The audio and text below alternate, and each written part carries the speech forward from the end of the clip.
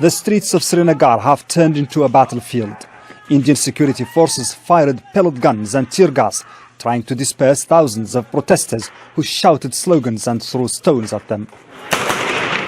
The violence started on Tuesday when Indian security forces killed 3 civilians and injured dozens during a protest.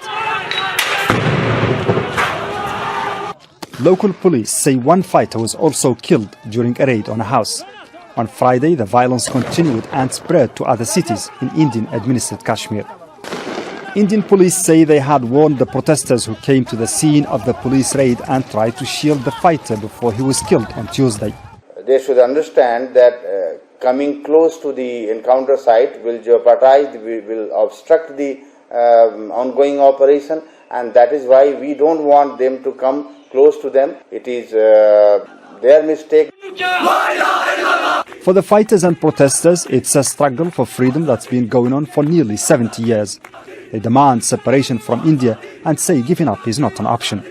Kashmir, with its Muslim majority, has been unofficially divided by a ceasefire line between India and Pakistan since 1948. The dispute has already triggered several wars between the two nations. Palestinians are demanding international sanctions against Israel over its approval of the first new settlement in the occupied West Bank for over 2 decades. The Secretary-General took notice with disappointment and alarm of the decision by Israel to build a new settlement in the occupied Palestinian territory. The Secretary-General has consistently stressed that there's no plan B for Israelis and Palestinians to live together in peace and security. He condemns all unilateral actions that, like the present one, threaten peace and undermine the two-state solution. Settlement activities are illegal under international law and present an obstacle to peace. Israel's Security Cabinet on Thursday approved the building of a new settlement in the occupied West Bank, even as Prime Minister Benjamin Netanyahu negotiates with Washington to curb this settlement activity. The UN Security Council adopted a resolution to demand a halt to settlement building in December. Then US President-elect Donald Trump and Israel urged Washington to wield its veto. Israel for decades has pursued constructing settlements on captured territory. China's defense ministry has said it is futile for Taiwan to think weapons can prevent unification with the mainland. A spokesman for the ministry made the comments Thursday, March 30th, according to Reuters. He said, quote, separatist Taiwan independence forces are the greatest threat to peace and stability in the Taiwan Strait. The Trump administration is reportedly preparing a large arms package for Taiwan that may include rocket systems and anti-ship missiles. A spokesman for the Chinese Ministry of Foreign Affairs urged the U.S. to stop selling arms to Taiwan and remain committed to the One China policy. The One China policy refers to Beijing's insistence that the People's Republic of China is the only legitimate government of both the mainland and Taiwan. The two countries have been separated since 1949, when communist forces established the PRC on mainland China and nationalist forces fled to Taiwan. Now, North Korea has slammed the United States for deploying its B-1B strategic bombers to South Korea 5 times last month, saying Washington is pushing the peninsula to the brink of war with its military drills. The regime's state-run Korean Central News Agency said Saturday that the drills were sorties in preparation for a surprise attack on the north. The US Forces Korea made public a joint exercise involving 1 B-1B on March 22nd, but it wouldn't confirm if there had been more. However, a source within South Korea's defense ministry has confirmed the US did have B-1Bs make 5 flyovers during the past fortnight. Experts believe the US is deploying its strategic weaponry to send a strong message to North Korea that it must halt its provocations. Russia's foreign ministry says Moscow is being forced to take a confrontational stance in relations with NATO. The statement comes a day after the U.S. Secretary of State Rex Tillerson attended his first NATO meeting in Brussels. Tillerson promised to maintain sanctions and called on NATO members to unify against what he called Russian aggression with more military spending, noting that NATO was clearly not ready to return to cooperation with Russia in resolving regional security challenges. The ministry called for a radical change in NATO to ensure European security. Starting from July, the expansion will see an increase of 18,000. The move is reportedly a response to a surge in NATO's budget. That announcement was followed by the launch of Russia's second Yasen-class submarine on Friday. Dubbed Kazan, the vessel is the newest Russian nuclear-powered multi-purpose attack submarine. A series of 7 Yasen-class submarines is to be built before 2020.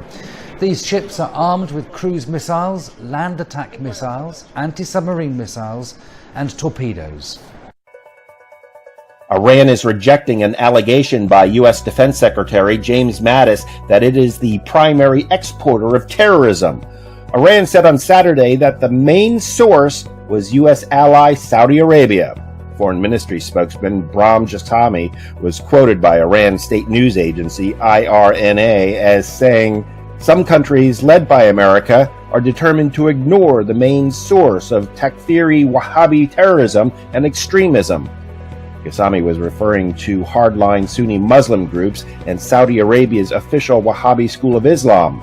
Saudi Arabia denies backing terrorism and has cracked down on jihadists at home, jailing thousands, stopping hundreds from traveling to fight abroad, and cutting militant finances.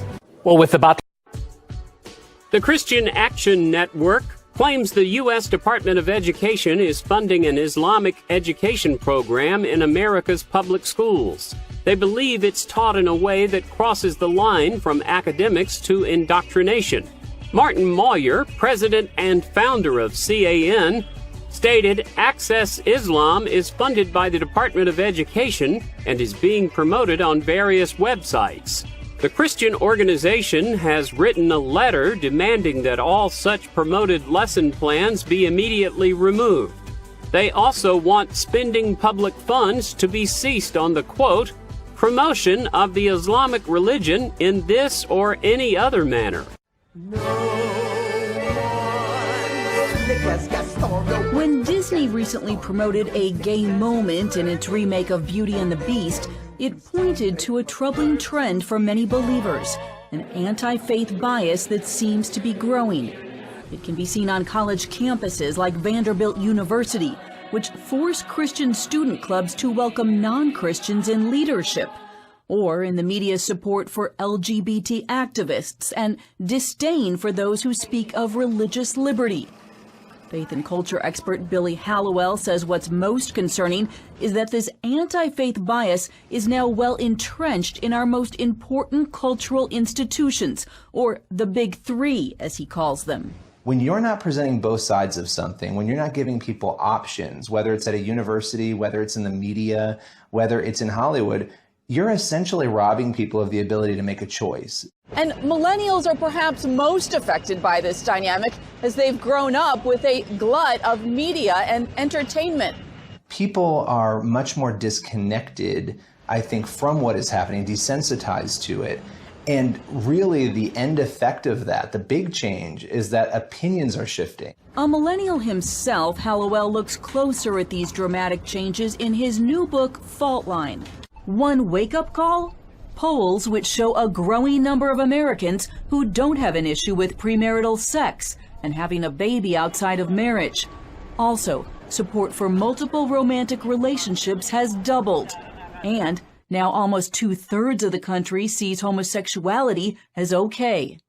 At the same time, going to church is no longer a way of life for almost 1/4 of all Americans, with millennials leading the way. Generational replacement is happening, that there is a larger number of people at this point as millennials who are disassociated with faith than previous generations were at this point. Hallowell points the finger squarely at the big three. I don't think we've taken enough time to look at all of those areas together, right? Because that to me was like sort of the eye-opening thing, because it's easy to sort of complain about an individual area and to take a show and pick it apart. But when you really start to look at data and information and logically break it down, it really does become troubling. That data includes numbers like this.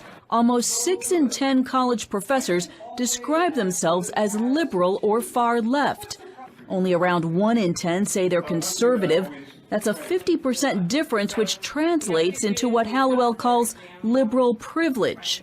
People who are liberal or maybe not affiliated enjoy the ability to sort of speak freely, whereas people who don't associate with those beliefs have a harder time maybe speaking up. One clear example happened in 2009 when the media blasted Miss USA contestant Carrie Prejean for her answer to a question about gay marriage. I think that I believe that a marriage should be between a man and a woman, no offense. If that girl would have won Miss USA California, I would have gone up on stage, snatched that tiara off her head, and run out the door. To top it all off, our guide to these events and trends, the mainstream media. Just 8% of journalists say they attend church or synagogue every week. That contributes, says Hallowell, to a worldview bias, a bias in selecting stories and content, and most recently, election night coverage that resembled a funeral. You're awake, by the way. You're not having a terrible, terrible dream. Also, you're not dead and you haven't gone to hell. Hallowell hopes his book will serve as an alarm to fellow millennials who have become desensitized to this anti-faith and often anti-conservative bias. We don't even recognize that some of this stuff is problematic anymore. We look at it as normal. One way to fight the new normal, he says, is from the inside. Hallowell urges believers to go after careers in Hollywood, the media, and academia, to turn the tide in subtle and perhaps not so subtle ways.